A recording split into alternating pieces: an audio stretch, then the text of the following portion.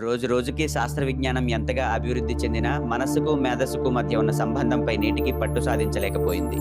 మానవ మస్తిష్కం జీవ భౌతిక పరంగా ఒకేలా ఉన్నా దాని పనితీరు ప్రతి వ్యక్తిలో ఒక్కొక్క విధంగా ఉంటుంది.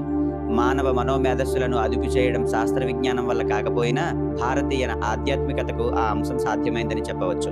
పూజ, ధ్యానం, నిష్ఠ, యోగా ఇలా అనేక విధానాలు ఉన్నప్పటికీ యోగా కీలక పాత్ర పోషిస్తుందని స్వామి వివేకానంద నిరూపించారు. మెదడు గొప్పతనాన్ని, మేధస్సు వైవిధ్యాన్ని సాధించి చూపించారు. అంతర్జాతీయంగా యోగా వ్యాయామంగా పరిగణించినప్పటికీ భారతదేశంలో దీనిని ఆధ్యాత్మికతతో సరిపోల్చడం విశేషం.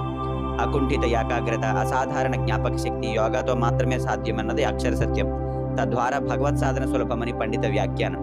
కాబట్టి మనమందరం ఆధ్యాత్మికత అలవర్చుకొని అంధని శిఖరాలు అధిరోహిద్దాం. నేడే భగవత్ సాధనకు శ్రీకారం చుడదాం.